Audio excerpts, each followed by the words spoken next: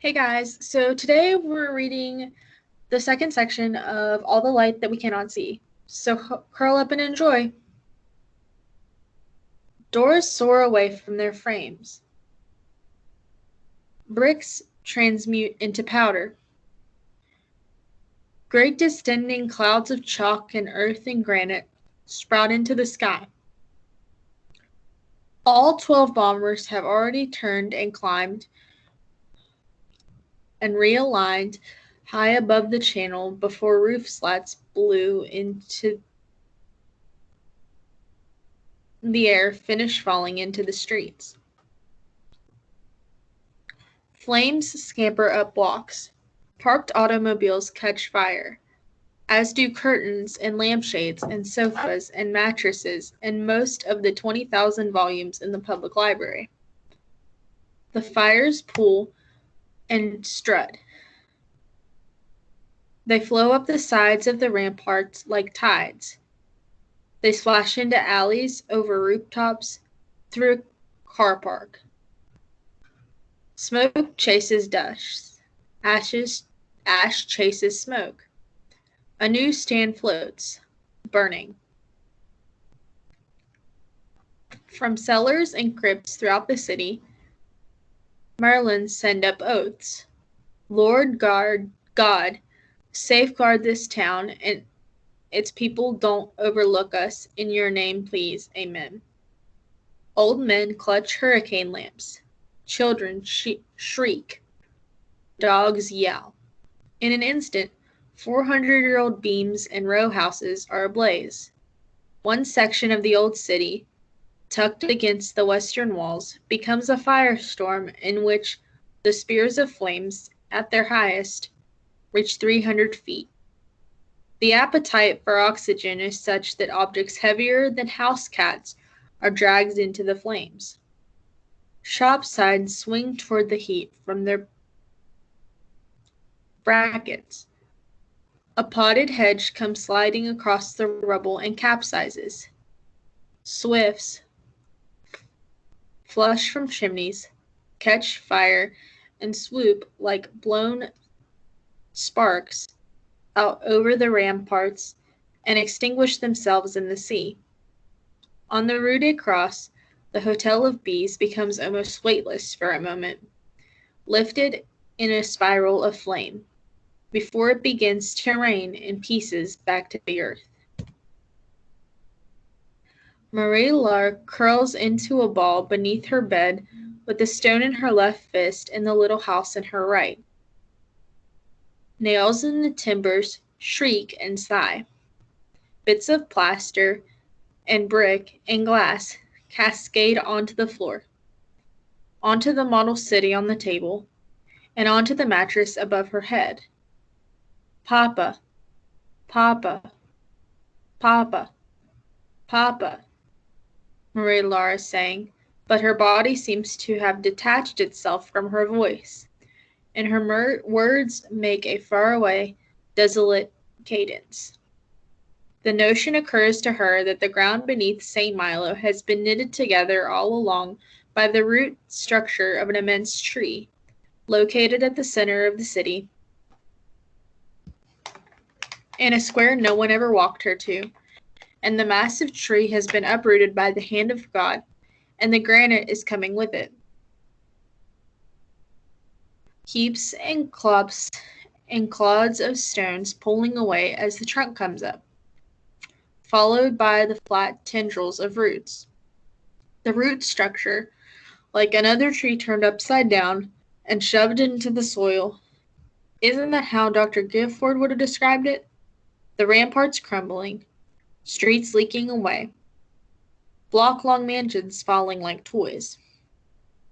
Slowly, gratefully, the world settles. From outside comes a light tinkling. Fragments of glass, perhaps, falling into the streets.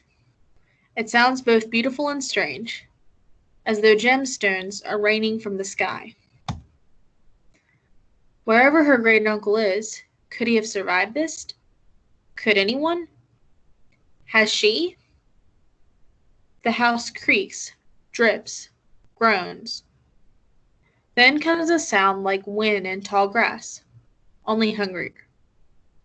It pulls at the curtains, at the delicate parts inside her ears. She smells smoke and knows. Fire. The glass is shattered out of her bedroom window, and what she hears is the sound of something burning beyond the shutters. Something huge. The neighborhood. The entire town. The wall, floor, and underside of her bed remained cool. The house is not yet in flames. But for how long? Calm yourself, she thinks. Concentrate on filling your lungs, draining them, filling them again. She stays under her bed. She says, "Ce n'est pas la réalité." What does he remember? He saw the engineer Bernard close the cellar door and sit on the stairs. He saw gigantic Frank Volkheimer in the golden armchair pick at something on his trousers.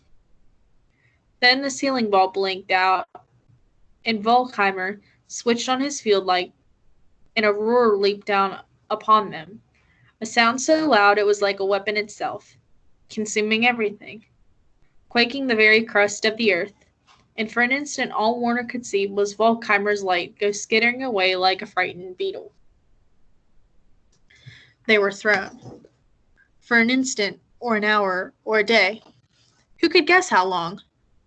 Warner was back in Zorn. Standing above a grave a miner had dug for 2 mules at the edge of a field. And it was winter, and Warner was no older than 5, and the skin of the mules had grown nearly translucent, so that their bones were hastily visible inside, and little clods of dirt were stuck to their open eyes, and he was hungry enough to wonder if there was anything left on them worth eating. He heard the blade of a shovel strike pebbles. He heard his sister inhale. Then, as though some retaining cord had reached its limit, something yanked him back into the cellar beneath the Hotel of Bees. The floor had stopped shaking, but the sound has not diminished. He clamps his palm to his right ear. The roar remains. The buzzing of 1,000 bees, very close. Is there noise? He asks, but cannot hear himself ask it. The left side of his face is wet. The headphones he was wearing are gone. Where is the workbench? Where is the radio? What are these weights on top of him? From his shoulders, chest, and hair, he plucks hot pieces of stone and wood. Find the field light. Check on the others. Check on the radio. Check on the exit. Figure out what has gone wrong with his hearing. These are rational steps. He tries to sit up, but the ceiling has become lower, and he strikes his head. Heat. Getting hotter. He thinks, we are locked inside a box, and the box has been pitched into the mouth of a volcano. Seconds pass. Maybe there are minutes. Warner stays on his knees. Light. Then the others. Then the exit. Then his hearing. Probably the Latoffel men upstairs are already scrambling through wreckage to help, but he cannot find his field light. He cannot even stand up. In the absolute blackness, his vision is webbed with 1,000 traveling wisps of red and blue. Flames? Phantoms? They lick across the floor, then rise to the ceiling, glowing strangely, serenely. Are we dead? He shouts into the dark. Have we died? The roar of the bombers has hardly faded when an artillery shell whistles over the house and makes a dull crash as it explodes not far away. Objects patter onto the roof. Shell fragments? Cinders? And Marie-Laure says aloud, "You are too high in the house," and forces herself out from beneath the bed. Already she has lingered too long. She returns the stone inside the model house and restores the wooden panels that make up its roof and twists the chimney back into place and puts the house into the pocket of her dress. Where are her shoes? She crawls around the floor, but her fingers feel only bits of wood and what might be shards of window glass. She finds her cane and goes in her stocking feet out the door and down the hall. The smell of smoke is stronger out here. The floor is still cool, walls still cool. She relieves herself in the 6th floor toilet and checks her instinct to flush, knowing that the toilet will not refill, and rechecks the air to make sure it does not feel warm before continuing. 6 paces to the stairwell. A second shell streaks overhead, and Marie-Laure shrieks, and the chandelier above her head chimes as the shell detonates somewhere across the estuary. Rain of bricks, rain of pebbles, slower rain of soot. 8 carving stairs to the bottom. The 2nd and 5th stairs creak. Pivot around the Neville. 8 more stairs. 4th floor. 3rd. Here she checks the tripwire her great-uncle built beneath the telephone table to the landing. The bell is suspended, and the wire remains taut, running vertically through the hole he has drilled to the wall. No one has come or gone. 8 paces down the hall into the 3rd floor bathroom. The bathtub is full. Things float in it. Flakes of ceiling plaster, maybe. And there's grit on the floor beneath her knees. But she puts her lips to its surface and drinks her fill, as much as she can. Back to the stairwell and down to the 2nd floor. Then the 1st. Grapevines carved into the banister. The coat rack has toppled over. Fragments of something sharp are in the hall. Crockery, she decides, from the hutch in the dining room, and she steps as lightly as she can. Down here, some of the windows must have blown out as well. She smells more smoke. Her great-uncle's wool coat hangs from the hook in the foyer. She puts it on. No sign of her shoes here either. What has she done with them? The kitchen is a welter of fallen shelves and pots.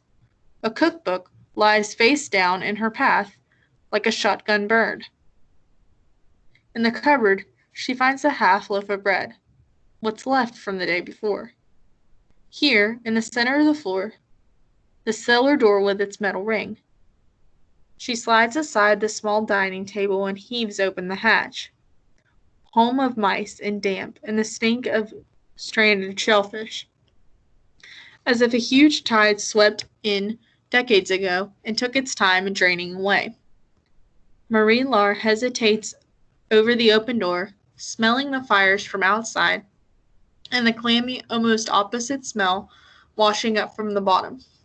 Smoke, her great-uncle says, is a suspension of particles, billions of drifting carbon molecules, bits of living rooms, cafes, trees, people.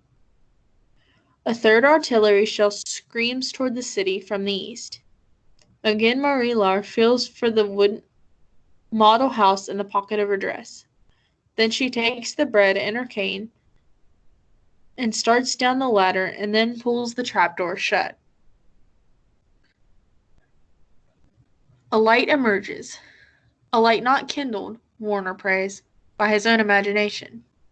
An amber beam wandering the dust.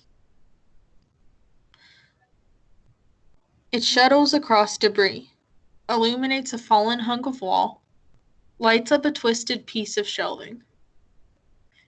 It roves over a pair of metal cabinets that have been warped and muled, as if a giant hand has reached down and torn each in half.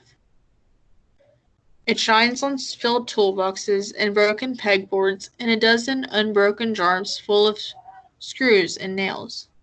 Volkheimer. He has his field light and is swinging its beam repeatedly over a welter of compacted wreckage in the far corner. Stones and cement and splintered wood. It takes Warner a moment to realize that this is the stairwell. what is left of the stairwell. That whole corner of the cellar is gone. The light hovers there another moment, as if allowing Warner to absorb their situation, then veers to the right and wobbles towards something nearby. And in the reflected light, through skeins of dusk, Warner can see the huge silhouette of Volkheimer ducking and stumbling as he moves between hanging rebar and pipes. Finally, the light settles. With the flashlight in his mouth and those granular, high-slung shadows, Volkheimer lifts pieces of brick and mortar and plaster, chunk after chunk, shredded boards and slabs of stucco. There's something beneath all of this, Warner sees, buried under these heavy things, a form coming into shape. The engineer, Bernard. Bernard's face is white with dust, but his eyes are two voids, and his mouth is a maroon hole. Though Bernard is screaming through the serrated roar lodged in his ears, Warner cannot hear him. Volkheimer lifts the engineer, the older man like a child, in the staff sergeant's arms. The field light gripped in Volkheimer's teeth, and crosses the ruined space with him, ducking down to avoid the hanging ceiling, and sets him in the golden armchair still upright in the corner, now powdered white. Volkheimer puts his big hand on Bernard's jaw and gently closes the man's mouth. Warner, only a few feet away, hears no change in the air. The structure around them gives off another tremor, and hot dust cascades everywhere. Soon Volkheimer's light is making a circuit of what is left of the roof. The 3 huge wooden beams have cracked, but none has given way entirely. Between them the stucco is spider-webbed, and pipes poke through in 2 places. The light veers behind them and illuminates the capsized workbench, the crushed case of their radio. Finally, it finds Warner. He raises a palm to block it. Volkheimer approaches. His big, solicitous face presses close. Broad, familiar, deep-sunk eyes beneath the helmet, high cheekbones and long nose, flared at the tip like knobs at the bottom of a femur, chin like a continent. With slow care, Volkheimer touches Warner's cheek. His fingertip comes away red. Warner says, "We have to get out. We have to find another way out." "Out?" says Volkheimer's lips. He shakes his head. There is no other way out.